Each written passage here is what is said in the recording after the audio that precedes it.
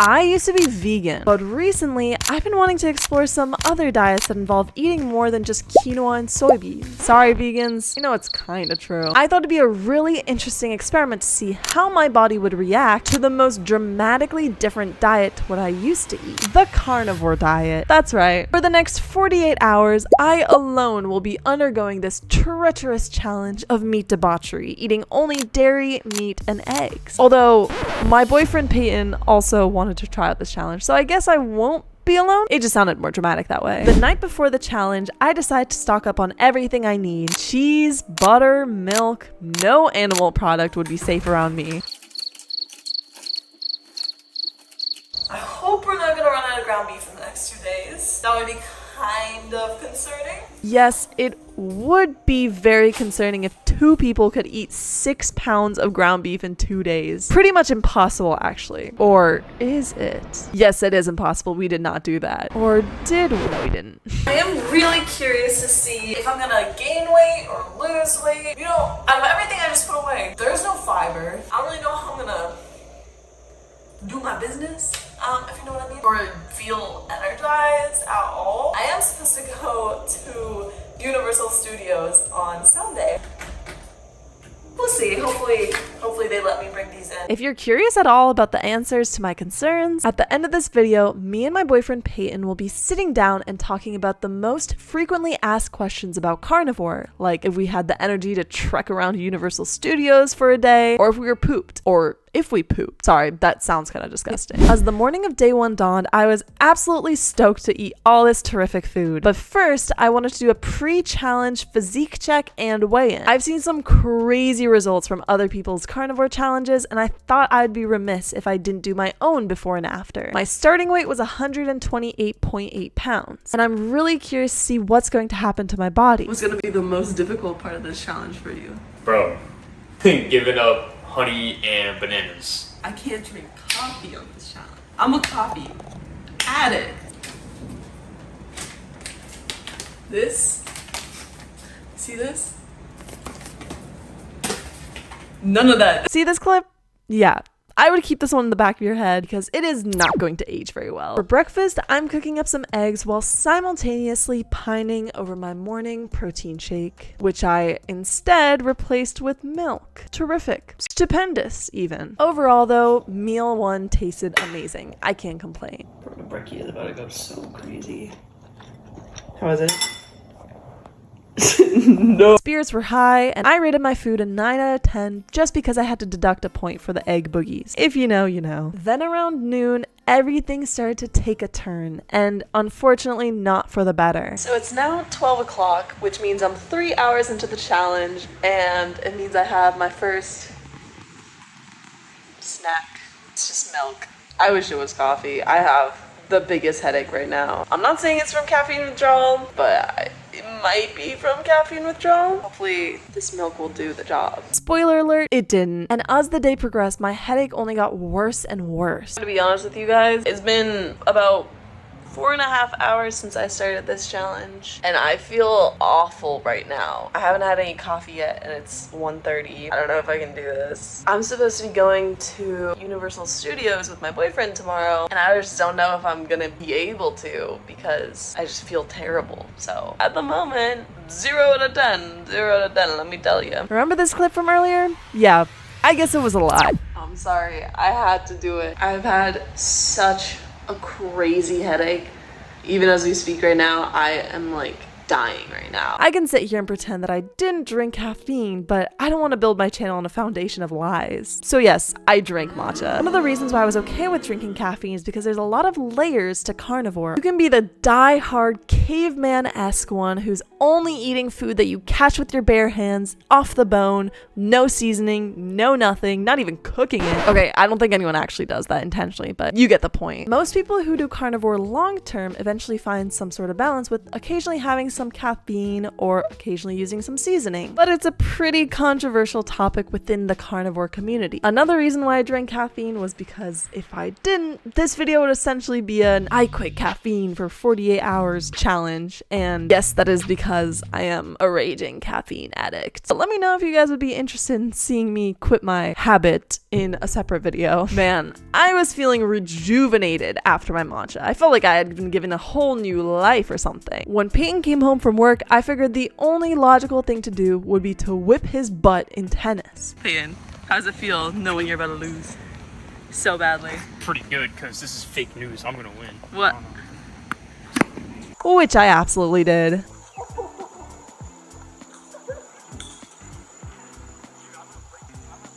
All I have to say is she never wants to play me in the sports that I know how to play. I want everyone to know this.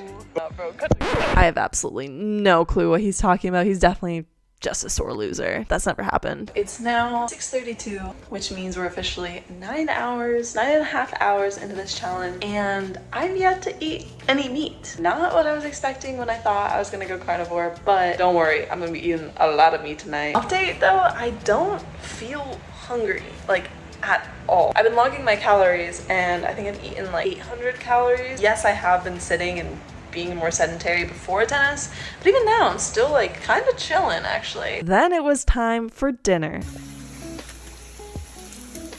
Payton, what are you cooking up for dinner? Sim. Or as some people might like to say, salmon. Do you like to say that? No. Oh. I got 2 patties, half a pound of beef, or raw cheese, grass-fed butter. Dinner was absolutely delightful, and I completely devoured it in no time at all, and then was still hungry. After I'm done eating, I'm not like really wanting more, but I am still like hungry. Like I kind of feel still like empty. Yeah, honestly, same. I swear, I can't give this man the camera for more than 2 minutes. I don't know how anyone can do this long term. Dude, I just potato. thought of a pineapple and I started like salivating, bro.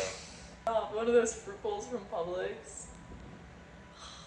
Although the fruit bowl was just a little joke on my end, little did I know that it would come back to haunt me later on. Who would have thought an innocent little fruit bowl might potentially be the reason I lose this challenge? But I'm getting ahead of myself here. My calorie total for day 1 was 1,754. Total protein consumed was 135 grams. Total carbs was 30 grams from milk, and total fat was 123 grams. This is way less than I typically will eat, but honestly I did not even move besides to play tennis, and it's way more difficult to overeat on protein versus carbs. Day 2, however, would be a completely different story. Oh my gosh, I look like an egg. Me and Payton today are going to Universal Studios, which is going to be really interesting because we're going carnivore. But I'm bringing some snacks and I'm making breakfast now, so hopefully that'll keep me fueled for the day. Payton, what's your brekkie for day 2? Pound of beef. I got 7 eggs boiling right now. 7 eggs? You're telling me Payton likes eggs that much? On second thought, maybe looking like one isn't so bad after all. That was a terrible joke, I'm sorry. After Payton consumed the most heinous breakfast I've ever seen, which by the way clocked in at over 1,200 calories, we were off to Universal. Currently 8:37. 23 hours into this challenge. Slept like shit last night.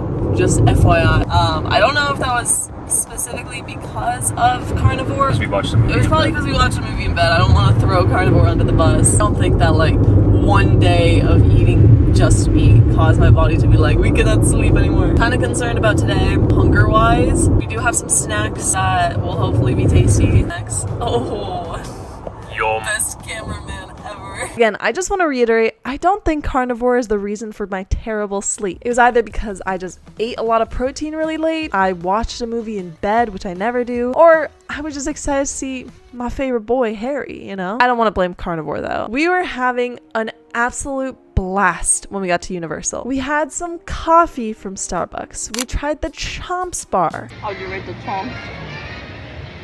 1 thumbs up out of 1. We said hi to our childhood heroes and had some venison next to the Hogwarts castle. That looks like a log of shit, bro.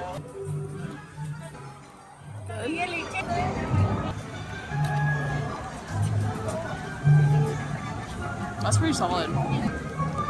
I actually really like that. But as you know, if you've ever been to Universal, everywhere you turn, there's a new opportunity to get food. Whether it's the toothsome chocolate emporium, Margaritaville, the leaky cauldron, or the Bubba Gump Shrimp Company, I could barely contain my cravings. Then we stumbled upon something that was almost my undoing, a fruit stand. I did not know that they had fruit stands at Universal. Did you know they had fruit stands at Universal? Because I certainly did not know that they had fruit stands at Universal's foodie. I wanted it so bad. It was 94 degrees outside and all I wanted was a sweet bite of pineapple. So much so that I even asked Payton if he would share some with me if I bought some. And he said yes. But then I remembered everything I'd gone through in the past 24 hours. I did not want to throw that away just because of a little snack. So very reluctantly, we left the fruit stand empty-handed. I mean, we did buy some water, but like, that's not very important. We ended up leaving Universal without getting any food, which honestly is probably the first time that's ever happened. We stopped by a grocery store on the way home to pick up a ribeye steak because, come on,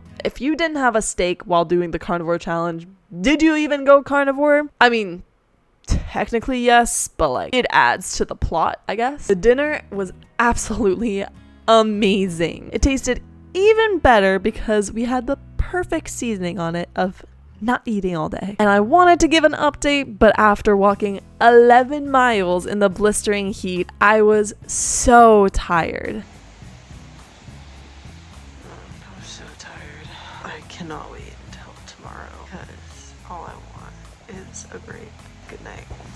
My calories for the day were a whopping 2,167. Total protein was 162 grams, total carbs was 25 grams, and total fat was 160 grams. Current state of carnivore, I am counting down the hours until I can eat carbs. For my smoothie, bro, my smoothie. I'm gonna be giving like a whole summary of everything that I talked about. And then I'm also gonna be showing my before and afters. I just did the before and afters of my weight and my physique. My jaw was like on the other side of the earth. It's 9 a.m.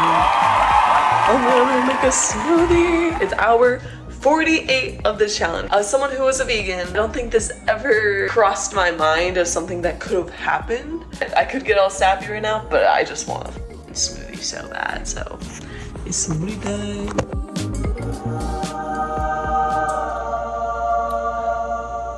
I'm here with Payton, and it's a few days later after we finished the carnivore challenge, and I thought it would be interesting if we could do a quick recap on everything that we learned and all of our takeaways, starting off with energy. Payton, how was your energy during this challenge? Honestly, it felt pretty normal. I didn't feel like less energized than I normally would. I had a little bit more energy on the second day than I typically would have if I maybe had a carb-heavy breakfast. How hungry were you throughout this challenge? I wasn't really ever hungry though.